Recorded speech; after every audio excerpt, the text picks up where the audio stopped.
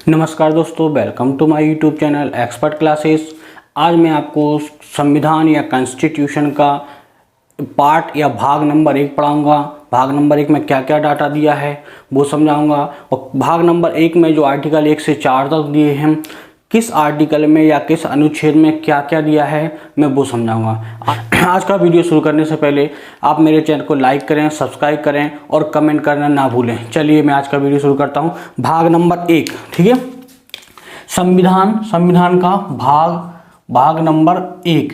और जो भाग नंबर 1 है इसमें कितने आर्टिकल हैं या कितने अनुच्छेद हैं? तो भाग नंबर 1 में जो अनुच्छेद हैं, कोई अगर पूछे तो आप बोलना 1 से 4 तक। मतलब भाग नंबर 1 में केवल 4 अनुच्छेद हैं।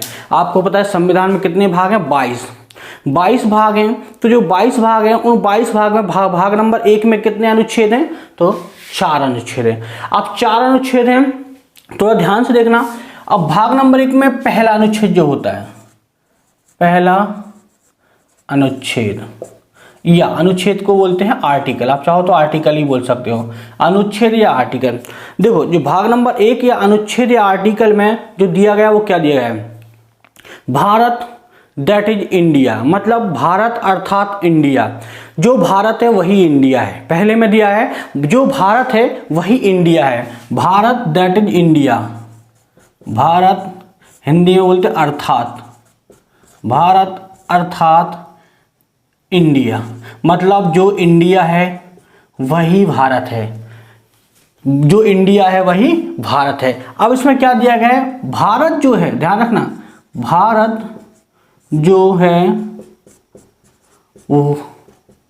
वह राज्यों का संघ है। मतलब राज्यों का संघ है। मतलब अब राज्यों का संघ कैसे है, थोड़ा ध्यान से देखना। भारत राज्यों का संघ कैसे? भारत में टोटल कितने स्टेट हैं? वर्तमान में 28 स्टेट हैं और 8 केंद्र शासित प्रदेश हैं। तो जो भारत बनेगा वो टोटल, भारत जो बनेगा वो टोटल 28 राज्य और 8 केंद्र शासित प्रदेश से मिलकर बनेगा। एक केंद्र शासित प्रदेश अभी जुड़ा है।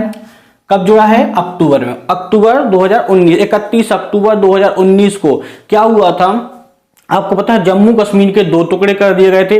वहां की धारा 370 हटाकर उसको 2 टुकड़े कर दिए गए और 2 केंद्र शासित प्रदेश, एक जम्मू कश्मीर और एक लद्दाख, तो 2 केंद्र शासित प्रदेश बना दिए गए। तो मतलब भारत में एक केंद्र शासित प्रदेश बढ़ा हुआ है। तो आज वर्तमान भारत में 28 राज्य और 8 केंद्र शासित प्रदेश है। मतलब ये 28 राज्य और ये 8 केंद्र शासित प्रदेश मिलकर भारत बनाते हैं। भारत किसी एक व्यक्ति का या एक भाग या फिर एक राज्य का नहीं है। तो आर्टिकल नंबर या अनुच्छेद नंबर पहला समझ में आया कि भारत दैट इज इंडिया, और भारत जो है वो सारे राज्यों और केंद्र शासित प्रदेशों से मिलके बनता है। तो भारत एक राज्यों का संघ है, ठीक है। दूसरा अनुच्छेद नंबर 2, अनुच्छेद नंबर 2,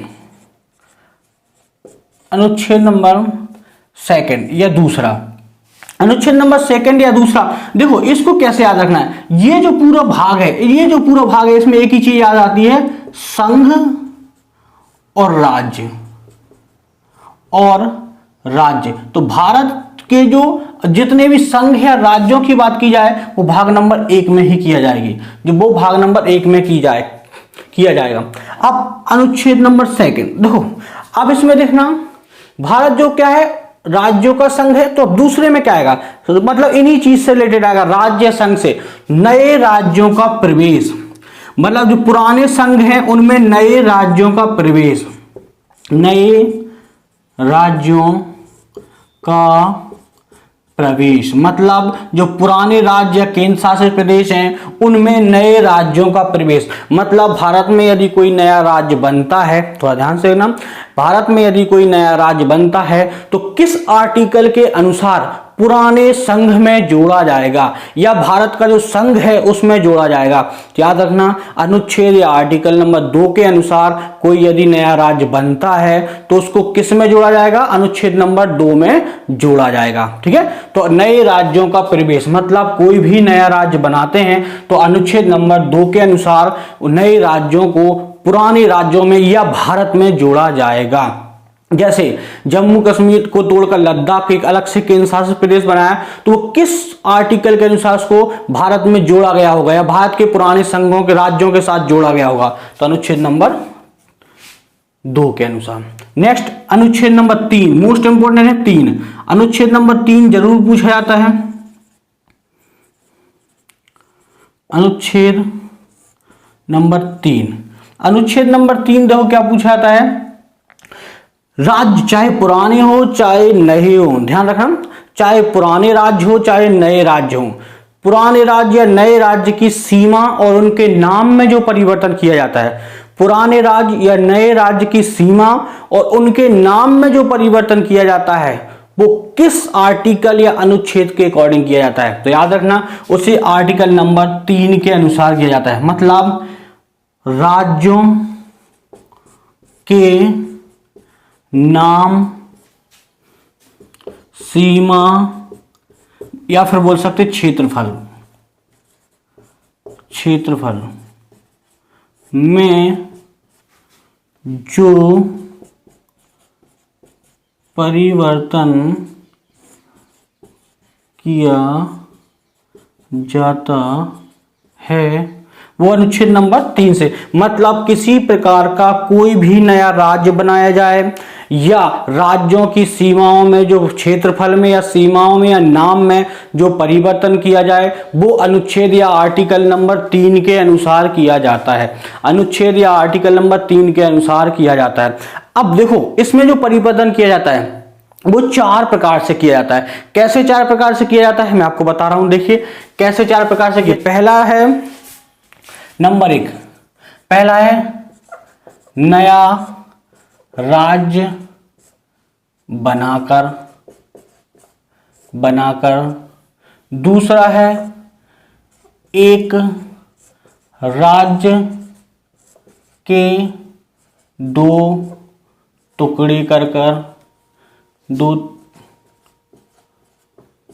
कर मतलब या तो एक नया राज्य बनाकर जोड़ सकते हैं या एक राज्य के 2 टुकड़े करके जोड़ सकते हैं। नंबर 3 है 2 राज्यों के कुछ टुकड़े को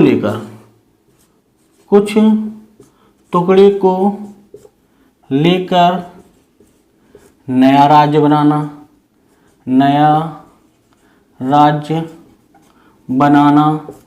अब 2 मतलब कोई 2 बड़े राज्य हैं उनके छोटे छोटे 2 टुकड़े कर दिए और उनके जो बड़ा राज्य उनके कुछ टुकड़े को लेकर एक बड़ा नया राज्य बना देना या छोटा राज्य बना देना, वो अनुच्छेद नंबर 3 में आएगा। चौथा है सीमा परिवर्तन। क्या होता है जब कोई सीमा परिवर्तन होती है एलओसी में और किसी स्टेट का या किसी देश का राज्य, मतलब यहाँ राज्य मतलब कहीं देश भी माना जाता है। कॉन्स्टिट्यूशन में कभी राज्य को देश को भी राज्य लिख देते हैं। किसी देश में कोई सीमा में परिवर्तन हुआ है, एलओसी में परिवर्तन हुआ है और उस देश का कुछ टुकड़ा भारत में आ जाता है तो उसको भी एक राज्य का दर्जा दे दिया जाएगा संविधान के अनुसार और उसकी सीमाओं को अलग कर दिया जाएगा, उसको भारत के संविधान में जोड़ दिया जाएगा। नेक्स्ट अनुच्छेद नंबर जो 4 है वो ध्यान से रखना, ये तो था 3, अब अनुच्छेद नंबर 4 है। तो अनुच्छेद नंबर 4 है वो मोस्ट इंपोर्टेंट है। अनुच्छेद 4 को इसलिए याद रखना है क्योंकि अनुच्छेद 4 को आप सर्च करोगे तो उसकी थ्योरी समझ में नहीं आएगी, आप गूगल करके देखोगे तो उसकी थ्योरी समझ में नहीं आएगी। देखिए अनुच्छेद 4 में बस इतना याद रखना है, ये मोस्ट इंपोर्टेंट अनुच्छेद है, कई बार पूछा गया है। इसमें बस इतना याद रखना है कि जो अनुच्छेद 2 और अनुच्छेद 3, जो अनुच्छेद 2 और 3 में किया गया है, जो भी सीमाओं में बदलाव किया गया है या सीमाओं की क्षेत्रफल में बदलाव किया गया है, उनके नाम में बदलाव किया गया या पुराने राज्यों में नए राज्य को जोड़ा गया है। वो जो भी होगा वो सारा का सारा अनुच्छेद नंबर 4 के अनुसार होगा। मतलब ध्यान रखना, अनुच्छेद 4 में दिया गया है, अनुच्छेद 2 और 3 में जो भी संशोधन या कार्य किया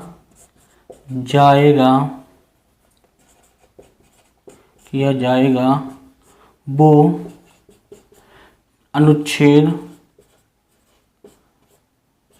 4 के अनुसार। मतलब जो भी अनुच्छेद आर्टिकल नंबर 2 और 3 में बदलाव किया जाएगा वो अनुच्छेद 4 के अनुसार बदलाव किया जाएगा। लेकिन संविधान में ध्यान रखना, या भाग नंबर 1 में जो भी जमीन से रिलेटेड या क्षेत्रफल से रिलेटेड या किसी राज्य से रिलेटेड जो भी बदलाव या संशोधन किया जाएगा, इसमें सबसे पहले अनुमति आपको राष्ट्रपति की लेना पड़ेगी। अगर कोई आपसे पूछता है कि किसी भी राज्य में बदलाव करने के लिए सबसे पहले किसकी अनुमति ली जाती है, तो आपको बोलना सबसे पहले राष्ट्रपति की अनुमति ली जाती है। और जो भी बदलाव किए जाएंगे अनुच्छेद नंबर 1, 2, 3, 4 में जो भी बदलाव किए जाएंगे, सबसे पहले एक बात याद रखना है कि संविधान संशोधन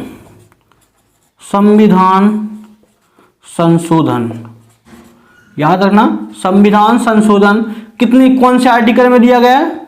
368 में, 368 अनुच्छेद में दिया गया है। संविधान संशोधन जो है वो 368 या 368 अनुच्छेद में दिया गया है। कहां से लिया गया था? ये अफ्रीका से लिया गया था।